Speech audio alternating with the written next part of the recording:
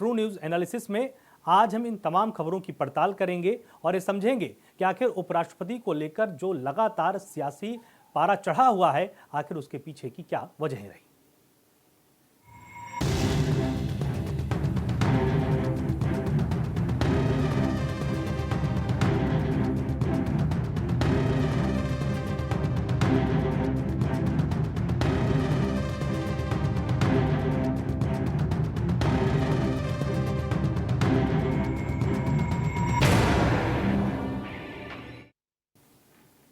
भारत के उपराष्ट्रपति जगदीप धनखड़ ने अपने पद से इस्तीफा तो दे दिया। उन्होंने अपने इस्तीफे के पीछे स्वास्थ्य कारणों का हवाला दिया है, लेकिन क्या सेहत के पीछे छुपी है कोई अनकही कहानी? ये बात सिर्फ सेहत की है या कुछ और है? हर कोई अपने अंदाज में धनखड़ की इस्तीफे की वजह की पड़ताल कर रहा है। जगदीप धनखड़, जो अगस्त 2022 से भारत के 14वें उपराष्ट्रपति बने थे, उनका कार्यकाल अगस्त 2027 तक का था, लेकिन उन्होंने अपने कार्यकाल के 2 साल बाकी रहते ही पद को छोड़ दिया। उनके इस्तीफे के बाद से कयासों और अंदरूनी कहानियों का बाजार गर्म है। आखिर क्या है वजह इस इस्तीफे की, ये जानने की हम पूरी कोशिश करते हैं। जगदीप धनखड़ ने जब इस्तीफा दिया तो सरकार की ओर से कोई आधिकारिक बयान नहीं आया, सिवाय प्रधानमंत्री नरेंद्र मोदी की ओर से एक स्वीकृति की। इस अचानक उठाए गए कदम के पीछे की वजह इलाहाबाद हाईकोर्ट के न्यायाधीश जस्टिस यशवंत वर्मा के यहां कथित नगद बरामदगी के चलते महाभियोग प्रस्ताव लाने को लेकर 2 अलग-अलग हस्ताक्षर अभियानों को भी बताया जा रहा है। मॉनसून सत्र की शुरुआत से पहले ही सरकार ने साफ कर दिया था कि वो जस्टिस वर्मा को हटाने के लिए प्रस्ताव लाए। मोदी सरकार चाहती थी कि न्यायाधीश को हटाने की प्रक्रिया सर्वसम्मति से हो और इसे पक्षपातपूर्ण तरीके से ना समझा जाए, ना ही किया जाए। सोमवार को सदन शुरू होते ही घोषणा भी कर दी गई कि हाईकोर्ट के न्यायाधीश यशवंत वर्मा को हटाने के लिए विपक्ष के सदस्यों का प्रस्ताव उनको मिला है और उन्होंने उसे स्वीकार कर लिया है। और ये बात बीजेपी के लिए किसी बड़े झटके से कम नहीं थी।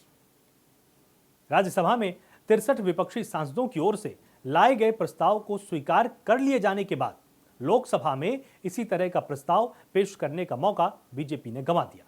इस पर विचार के लिए लोकसभा सदस्यों की समिति बनाने की योजना थी और जब धनखड़ जानते थे कि सरकार लोकसभा में पहले ही नोटिस जारी कर चुकी है, तो क्या वो सरकार को मात देकर महाभियोग की कार्रवाई को नियंत्रित करना चाहते थे? जगदीप धनखड़, जो कभी पश्चिम बंगाल के राज्यपाल के रूप में अपने तीखे तेवरों के लिए जाने जाते थे, उन्होंने अगस्त 2022 में उपराष्ट्रपति का पद संभाला था। उनका कार्यकाल अपेक्षाकृत छोटा रहा और अब उनके इस्तीफे ने कई सवाल खड़े कर दिए। सबसे पहले बात करते हैं उन संभावित कारणों की जिनकी चर्चा राजनीतिक हलकों में सबसे ज्यादा हो रही है। वैसे तो उपराष्ट्रपति ने अपने इस्तीफे की वजह अपने स्वास्थ्य को ही बताया है। अगर ये सच है तो यह एक व्यक्तिगत निर्णय माना जाएगा, लेकिन जिस तरह से इसे गोपनीय रखा जा रहा है, इससे राजनीतिक गलियारों में संदेह की गुंजाइश बन गई है। वहीं कुछ राजनीतिक विश्लेषक ये भी मान रहे हैं कि जगदीप धनखड़ की सरकार के भीतर कुछ प्रमुख मुद्दों पर मतभेद हो सकते हैं। उपराष्ट्रपति का पद संवैधानिक रूप से राज्यसभा के सभापति का भी होता है।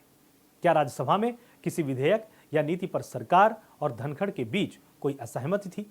हालांकि ये केवल अटकलें हैं और इसके समर्थन में कोई ठोस सबूत नहीं है, लेकिन इसके अलावा उपराष्ट्रपति के इस्तीफे के पीछे कुछ और वजहें भी शामिल बताई जा रही हैं। चर्चा यह भी है कि धनखड़ की कुछ ऐसी मांगें भी थीं जिससे उनके और सरकार के बीच न सिर्फ तल्खी बढ़ी बल्कि उनके इस्तीफे का कारण भी बन गई। जैसे उनकी एक मांग थी कि सभी सरकारी दफ्तरों में प्रधानमंत्री नरेंद्र मोदी और राष्ट्रपति द्रौपदी मुर्मू के साथ उनकी भी तस्वीरें। बार बार मांग को उठाने पर भी सरकार ने इसे बेकार की मांग मानकर सिरे से खारिज कर दिया। अब तक की परंपरा है कि सरकारी दफ्तरों में केवल पीएम और राष्ट्रपति की तस्वीर लगती है। इसके बाद उनकी एक और मांग ने उनके इस्तीफे को धार दे दिया। वो ये कि अप्रैल महीने में जब अमेरिकी उपराष्ट्रपति जेडी वेंस भारत आए, तब जगदीप धनखड़ उनके साथ एक उच्च स्तरीय बैठक का नेतृत्व करना चाहते थे। उन्हें स्पष्ट किया जा चुका था कि जेडी वेंस अमेरिकी राष्ट्रपति का संदेश लेकर आए, जो सीधे प्रधानमंत्री मोदी के लिए और ये प्रोटोकॉल के विपरीत है। ऐसे में सीधे तौर पर यह मांग प्रोटोकॉल से टकरा रही थी। एक और मांग थी उपराष्ट्रपति की, जिसके चलते यह विवाद और ज्यादा तूल पकड़ सकता था। उनके काफिले की सभी गाड़ियों को मर्सिडीज बेंज में अपग्रेड करने की मांग थी, लेकिन इसे सरकार ने अनुचित और खर्चीला बताकर खारिज कर दिया। लेकिन ताबूत की आखिरी कील साबित हुई विपक्ष के जस्टिस यशवंत वर्मा के महाभियोग प्रस्ताव को स्वीकार करना। सरकार इस मुद्दे पर लोकसभा में सर्वसम्मत से प्रस्ताव लाना चाहती थी, मगर धनखड़ ने विपक्ष के नोटिस को ही स्वीकार कर लिया। इससे सरकार की रणनीति को बड़ा झटका लगा और सूत्रों की माने तो प्रधानमंत्री नरेंद्र मोदी ने इस कदम पर गहरी नाराजगी भी जताई थी। इसका जिक्र खुद किरेन रिजिजू ने फोन कॉल पर किया था। जगदीप धनखड़ के इस्तीफे ने सत्ता के गलियारों में कई सवाल खड़े कर दिए हैं। क्या धनखड़ ने कोई रेड लाइन पार कर दी थी? अगर ऐसा है तो क्यों और कैसे? देश को इस बारे में जानने का पूरा हक है, क्योंकि ये एक संवैधानिक पद है। इसकी गरिमा और पवित्रता संदेह और अफवाहों के दायरे में नहीं आनी चाहिए। अभी देखने वाली बात होगी कि सरकार इस्तीफे के बाद की स्थितियों को कैसे संभालेगी।